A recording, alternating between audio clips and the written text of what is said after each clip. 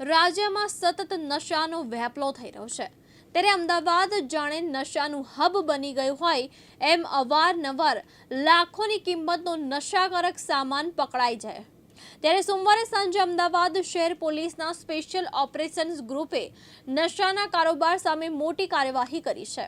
SOG crime branch में बातमी मળી હતી કે આરોપીઓ કાલુપુરથી નરોડા પાટિયા તરફ ઓટો રિક્ષામાં ગાંજાનો મોટો જથ્થો લઈને લઈ જઈ રહ્યા છે।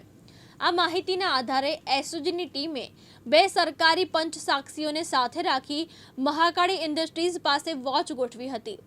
શંકાસ્પદ ઓટો રિક્ષાને અટકાવી તલાશી લેતા મુસાફરો પાસેની 3 કાપડની બેગમાંથી બીઓપીપી ટેપથી વીંટાળેલા 9 પાર્સલ મળી આવ્યા હતા।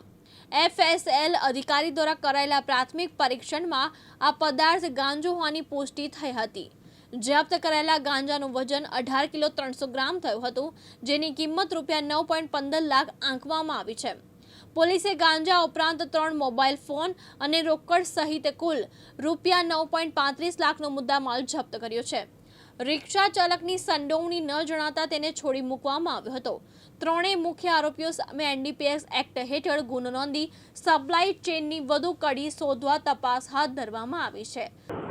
ડીસીપી શ્રી એસઓજી રાહુલ ત્રિપાઠી સાહેબની સૂચનાથી અમદાવાદ શહેરમાં નાર્કોટિક્સના કેસો શોધવા માટે આપેલ સૂચના આધારે અમારા એસઓજીના પીઆઈ શ્રી ગામિત તથા પીએસઆઈ શ્રી તેલે ને ટીમને એક માહિતી મળેલ કે મેમકો ઇન્ડસ્ટ્રીયલ પાર્કની સામે આવેલ એક દુકાનની સામે એક મહિલા અને 2 પુરુષો ગાંજાનું વેચાણ કરી રહેલ છે। જે માહિતી આધારે ત્યાં ટીમે રેડ કરતા એક મહિલા જેનું નામ રાજેશ્વરીબેન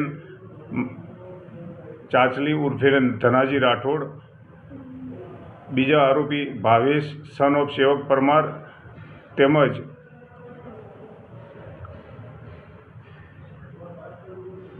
સાહિલ ઉર્ફે સુરજ ગોરંગે નામના 3 માણસો મળી આવેલ, જે પૈકી 2 માણસો ત્યાં કુબેરનગરમાં રહે છે અને એક ઠક્કરનગર રહે છે। આ લોકોની પાસેથી 18 કિલો 300 ગ્રામ ગાંજો મળી આવેલ, જેની આશરે કિંમત 9 લાખ જેટલી થઈ શકે છે। આ બંનેને પંચનામાની વિગતવાર મુદ્દામાલ કબજે કરી અને ત્રણેયને ધરપકડ કરવામાં આવેલ અને તેઓના વિરોધમાં નાર્કોટિક્સ એક્ટ મુજબ ગુનો દાખલ કરવામાં આવેલ છે। આ લોકોની પૂછપરછ કરતા આ જે બેન છે રાજેશ્વરી બેન, આ બંનેને આરોપી છોકરાઓને સાથે લઈ અને મહારાષ્ટ્રના નંદુરબારથી આ ગાંજો લઈ આવેલોનું જણાવે છે। છેલ્લા 3 માસથી આ લોકો આ ગાંજાનો ધંધો કરતા હોવાનું પોતે કબૂલ કરે છે। એ સિવાય સુરતથી પણ એ લોકો અગાઉ ગાંજાનો જથ્થો લઈ આવેલાની કબૂલાત કરેલ છે। ખાસ કરીને સરદારનગર, ઓઢવ, નરોડા, બાપુનગર વિસ્તારમાં આ લોકોનું વેચાણના મતલબ કે જાહેર સ્થળો ઉપર ચોરી છુપીથી ગાંજાનું વેચાણ અલગ અલગ છૂટક પડીકીઓ બનાવી અને વેચાણ કરતા હોવાની માહિતી મળેલ છે। આ લોકોને મતલબ કે ચેક કરતા કોઈ ઓફેન્સ રજીસ્ટર થયેલ નથી, તેમજ આ પોતે એડિક્ટ છે કે કેમ તે બાબતે પૂછતા પણ એ લોકો આ ગાંજાનું સેવન કરતા નથી, માત્ર આર્થિક ફાયદા માટે આ ધંધો કરતા હોવાનું પોતે કબૂલાત કરે છે। જે બેન છે એના 2 બાળકો છે, પરિણીત છે।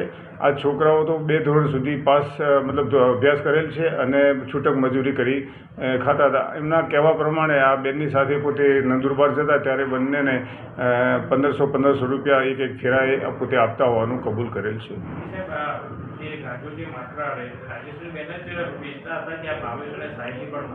ધંધો આ રાજેશ્વરી બેનનો પોતાનો હતો, આ એની સાથે મદદરૂપમાં રહેતા હતા। નંદુરબાર જે એક મહિલાનું નામ અમને મળેલ છે અને એનો કોન્ટેક્ટ નંબર પણ મળેલ છે, જે આ તપાસના કામે ટીમ જઈ તેઓની પણ ધરપકડ કરવામાં આવશે। ચિરાગ સોની, દિવ્યાંગ ન્યૂઝ, અમદાવાદ।